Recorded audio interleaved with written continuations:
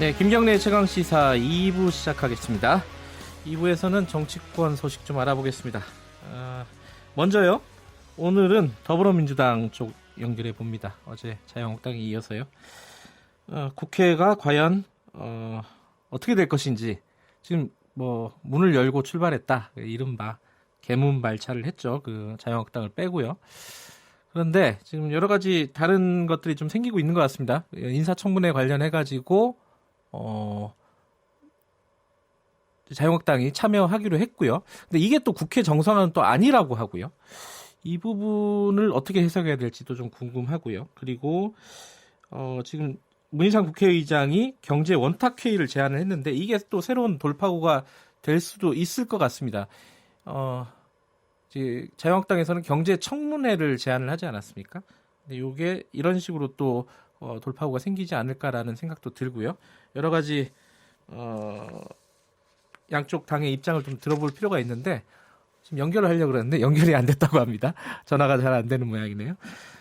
잠깐 제가 좀 시간을 끌어야겠습니다. 어제 제가 오프닝 멘트에서 그 얘기를 했습니다. 그 검찰 관련해 가지고요. 윤석열 검찰총장이 지명이 된 부분을 가지고 이제 뭐 20명이 옷을 벗는다, 80명이 옷을 벗는다. 이게 참 말이 안 되는 상황이다. 다른 조직에서 생각해 보면은 검찰이라는 조직이 이런 얘기를 했는데 그 얘기를 가장 많이 하는 곳이 언론이다. 그래서 언론이 보도를 좀 똑바로 해줬으면 좋겠다라는 의견을 양성구 청취자분이 보내주셨네요.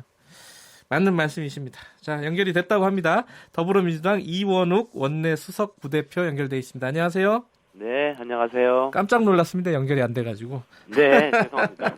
아닙니다. 자, 어제 보니까 이해찬 대표가요. 네. 평생 만들 사리를 다 만든 것 같다, 최근에. 네. 뭐 농담 삼아, 농반진반 이렇게 얘기를 했는데 사리가 많이 만들어졌나요? 어떻게 되고 있습니까, 지금? 어제 원내대표 회동도 잘 안 됐다는 보도도 있고요. 뭔가 실마리는 있다라는 보도도 있고 어떻게 해석해야 될지 좀 난감합니다. 그러게요. 사리가 많이 만들어진 것 같습니다. 이인영 대표 5월 8일 날 이인영 대표가 출범을 했는데요. 네. 그러고 나가지고 벌써 오늘이 며칠 한 45일여가 지나면서 끊임없이 원내를 정상화하기 위해서 국회를 정상화하기 위해서 노력을 했는데 네. 아직까지도 제대로 정상하지 못하고 반쪽 출범하게 됐죠. 네. 그 와중에서 뭐 추경안 그다음에 민생입법 뭐 해야 될 일들은 산적한데 국회는 정상화되지 못하고 국회가 발목만 잡고 있는 것으로 국민한테 지탄을 받고 있는 국회가 돼버렸으니 얼마나 많은 사리가 쌓였겠습니까? 뭐 그런 의미였던 것 같습니다. 그런데요. 네. 예, 제가 SNS 잠깐 보다 보니까 네. 옆에 방송국 있잖아요. CBS. 네. 김현정의 뉴스쇼에 조경태 한나라당 자유한국당 의원이 나와가지고 네. 이렇게 얘기를 했대요. 그 더불어민주당이 자유한국당에 북한에 쏟는 정성의 반이라도 쏟아갖고 설득을 하면 일이 잘 풀릴 거다. 이렇게 얘기를 했습니다. 이거 어떻게 생각하십니까? 바깥에 계신 분은 사실은, 그러니까 협상 테이블에 앉아 계시지 않으신 분은 네. 뭐 아무것도 안 했다고 생각할지 모르겠지만, 네. 40일이 넘는 기간 동안 놀고 있었겠습니까? 하루에도 수차례씩 접촉하고 만나고, 오신환 대표가 옆에서 중재 노력을 계속 해야 하는데요. 예. 오 대표의 중재 노력을 보면은 사실 옆에서 봤을 때도 안타깝고 눈물겹기까지 했거든요. 그러니까 놀고 있었거나 정성을 기울이지 않았다거나 이런 거는 정말 어불성설이죠. 집권여당이 뭐 해야 될 일들이 산적한데 놀고 있었겠습니까? 어마어마한 노력을 기울였고요. 제가 나경원 대표님한테 처음 찾아뵀을 때 오늘 인사드리러 갔을 때 오늘 대표님 책상에다가 제 쓸개 빼놓고 갑니다. 이렇게도 말씀을 드렸던 적이 있었습니다. 지금 자유한국당에서 경제청문회 조건을 걸었습니다. 네. 이거 받자고 하는 얘기가 뭐 다른 당에서 나오고 있습니다. 민주평화당도 그렇고 바른미래당에서 일부는 또 경제청문회 수용할 수 있는 거 아니냐 이렇게 얘기가 나오고 있는데 더불어민주당 입장은 뭐죠? 경제청문회 얼마든지 해볼 수 있는 문제인데요. 네. 문제는 이것이 그러니까 정쟁의 수단으로 쓰여서는 안 된다라고 하는 겁니다. 지금 6월 16일 날 최종적으로 나경원 대표님께서 네. 기자회견을 하시면서 경제청문회 말씀을 이제 아주 언론에다가 크게 네. 말씀을 하셨는데 네. 그 말씀하실 때의 내용은 경제청문회를 먼저 하고 네. 그 상황을 지켜본 이후에 나중에 추경안을 처리를 하자. 네. 이런 내용이었거든요. 네. 그러니까 추경안 처리의 전제 조건으로서의 경제청문회. 그거는 사실상 정쟁화의 도구로 사용하겠다라고 하는 판단을 하게 된 거고, 네. 그 말씀을 듣고 나서, 바른미래당의 오신환 대표가 결국 단독 소집을 결정하게 됩니다. 아마 거기에 모든 것이 함의가 포함되어 있다라고 생각이 됩니다. 그러니까 이제 더 이상 이 국회를 열 생각이 자유한국당에서는 없구나라고 판단하시게 되고, 예. 그래서 오신환 대표가 유성엽 대표, 정의당의 윤소아 대표와 함께 그 국회 소집 요구서를 내게 된 거겠죠. 예. 어제 그 원내대표들하고 문희상 국회의장이 만났습니다. 만났을 때 기사가 이런 게 있었어요. 문희상 의장이 여야에게 끝장 토론, 경제 원탁 회의를 하자 이렇게 제안을 했는데 이게 뭐 여야가 다 긍정적으로 지금 반응을 하고 있는 것 같습니다. 이게 경제청문회를 좀 대신하면서 국회 정상화의 어떤 돌파구가 될 수도 있지 않을까라는 생각도 언뜻 들었어요. 제가 기사를 보고 어떻습니까 이거는? 아니 국회는 일단 예. 모든 것이 열려 있고요. 국회에서는 예. 모든 의제를 논의할 수 있는 곳이 국회입니다. 네. 그러니까 뭐 경제청문회도 좋고 대토론회도 좋고 원탁회의도 좋고 다 할 수 있는데요. 예. 다만 국회의가 당연히 열려야 된다라고 하는 거를 그런 걸 꼬투리를 잡고 조건을 걸지는 말아야 된다라고 하는 말씀이세요. 아, 그러니까 예. 2월, 4월, 6월 국회는 예. 국회법에 의무적으로 열게 되어 있습니다. 네. 근데 이거 안 하면 국회를 열겠다라고 하는 게 지금 바른미래당의 태도거든요. 자유한국당 말고요? 자유한국당의 태도거든요. 예. 큰일 날 그래서 뻔했습니다. 일단 국회를 열어놓고 예.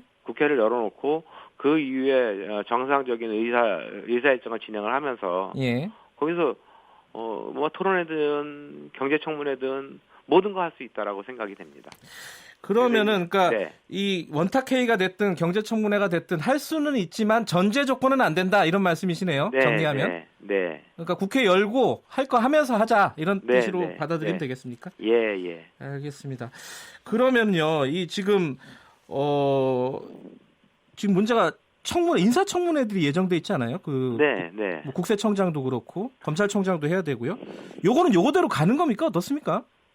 그러게요. 그러니까 자유한국당 반응을 보면 네. 뭐 인사청문회만 먼저 거기는 들어오고 나머지는 안 하겠다 뭐 이런 말씀들이 이제 좀 흘러나오고 있는데요. 예. 사실은 그거는 아까도 말씀드렸듯이 그 당감만 빼먹겠다. 내가 필요한 거 내가 유리한 것만 해먹고 나머지는 안 하겠다 이런 거나 다름없거든요. 네. 참으로 어처구니 없는 일이죠. 아마 그렇게 하면 국민 비난이 아마 굉장히 거세질 거라고 저는 생각합니다. 그러니까 추경안 도처리 국회를 일단 빨리 열고 네. 정상적으로 의사일정 잡고 시정연설 듣고 그리고 지금 예결특위라든가 뭐 상임위원장 이런 것들도 지금 바꿔야 되고요. 예. 아직까지 이인영 원내대표가 아까 뽑힌 지 45일여가 다가오고 있는데 예. 지금 현재 국회 운영위원장이 전임 원내대표인 홍영표 의원이 운영위원장 자리를 맡고 있습니다. 네네. 그러니까 운영위원회 한 번도 열지 못해서 운영위원장도 교체하지 못하고 있는 이런 상황. 예. 이 상황이 지금 국회거든요. 그거 원인을 만들어낸 게 자유한국당이고 여태까지 모든 조건을 걸면서 이거 해주면 국회 들어갈게, 이거 해주면 국회 들어갈게 이런 것들은 네. 더 이상 안 된다. 그러니까 그 인사청문회도 좋다. 되게 당연히 하셔야죠. 예. 인사청문회 들어와가지고 하고 뭐 다른 국회 일정도 더 예산안 심의도 하고 법안 심의도 하고 당연히 해야 되는데 당감만 빼먹겠다 이런 것들은 참 어처구니 없는 일이라고 생각이 됩니다. 그래도 이게 인사청문회 같이 하면서 국회가 좀 정상화되는 어떤 계기가 될 수 있다면 그것도 또 좋은 거 아닌가라는 네. 생각도 들어요. 들기는. 물론입니다. 네. 아, 네. 그 구체적으로요. 네. 추경 얘기 잠깐 해보면요. 네. 추경을 하려면은 이제 시정연설이 있어야 되지 않겠습니까? 국무총리에. 네. 네. 네. 근데 그게 지금 문희상 국회의장이 24일로 시한을 정해버렸어요. 네. 이게 여야 협의 없이 이렇게 갈 수 있는 겁니까? 시정연설? 네, 그 국회법에 따라 가지고 국회법은 일단 그 교수단체 대표들이 모여서 의사일정을 합의하는 게 가장 우선되어 있고요. 예. 그 우선 의사일정 합의가 정 불가능할 경우가 있지 않습니까? 예. 이번 같은 경우가 그런 경우인데 예. 그런 경우에는 의장이 본회의를 소집할 수 있습니다. 그래서 문희상 의장께서 본회의를 소집을 한다면은 국무총리가 나와가지고 시정연설을 할 수 있게 되는 거죠. 그러니까 합의가 없어. 예. 지금 24일까지 안 된다면은 강행할 수도 있다 이런 말씀이신 거네요. 네. 그래서 민주당에서는 20일에 해보자고 하고 그리고 바른미래당에서도 20일 날 해보자고. 이제 애초에 소집 요구서를 낼 때 바른미래당 오신환 대표, 그 민평당 유상엽 대표, 정의당 윤수아 대표가 소집 요구서를 낼 때 20일 날 그 본회의를 열자라고 해서 이제 소집 요구서를 냈거든요. 근데 이제 그것이 빨리 이루어지면은 여야가 협상이 이루어진다라고 하면은 제일 좋겠죠. 근데 이제 협상이 이루어지지 않을 가능성도 대비해서 협상 빨리 해라. 그렇지 않으면은 24일 날 하겠다. 이런 말씀을 문희상 의장께서 하신 겁니다. 그러니까 시정연설은 가능하다 하더라도요. 근데 예결특위가 열려야지 이게 추경이 통과가 되잖아요. 열 수가 없잖아요. 위원장이 자유한국당인데. 네. 위원장도 없는 상황입니다, 지금. 그러니까 그러면 지금 현실적으로 국회를 연다고 해서 할 수 있는 거는 없다. 이렇게 볼 수 있겠네요. 아니, 예산안심이진 못하지만 사실상 상임위에서 묵혀 있는 법안이라든가 뭐 이런 것들은 충분히 심의가 가능하고 의결이 가능한 것들이 굉장히 많이 있습니다. 뭐 바른미래당이나 민주당이 그 법안 소위 소위원장을 맡고 있는 경우에는 그 법안 소위를 열 수 있고요. 거기에서 지금 법안 처리율이 보면은 지금 20대인데요. 18대 때 한 50%가 넘었고요. 54%. 그리고 19대 때 한 41~2%가 됐는데 지금 현재 25%도 법안 심의를 못 하고 있습니다. 20대 국회는 아마 역사상 최악으로 일하지 않는 국회라고 낙인 찍힐 가능성이 있는데요. 그런 거를 위해서라도 법안 소위라도 열어서 법안을 계속 심의하고 의견에 나갈 생각입니다. 근데 자유한국당 의원총회 하면서요, 이 얘기를 했습니다. 추경안을 통과시키고 말고를 떠나서 내용상으로 봤을 때 추경이 뭐 반 정도가 6조 5천억 중에 3조 6천억 원이 빚내서 하는 추경이다. 내용상으로도 문제가 많다. 이렇게 얘기를 하더라고요. 지금 이제 보도를 봤습니다. 민주당 입장은 어떻습니까? 이런 얘기에 대해서는? 지금 이제 경제 상황이 어렵다라고 하는 거에 대해서는 자유한국당이나 모든 저희 당 민주당이나 그리고 온 전문가들 그리고 언론에서도 굉장히 경제 상황이 어렵다라고 하는 것은 모두가 일치하는 내용 아니겠습니까? 이 경제 상황이 어려운 문제에 대해서 그러면 어떻게 풀어갈 것인가? 이 청년 실업, 뭐 노인 그 빈곤층 이런 문제를 어떻게 풀어갈 것인가에 대해서는 여야의 문제가 저는 아니라고 생각이 됩니다. 그래서 이 문제를 풀어가기 위해서 최소한의 경제 활력을 높이고 그런 문제 그 양극화를 해소하고 청년 실업을 해소하기 위한 예산들이 이번 추경 예산에 한 4조 정도가 담겨 있습니다.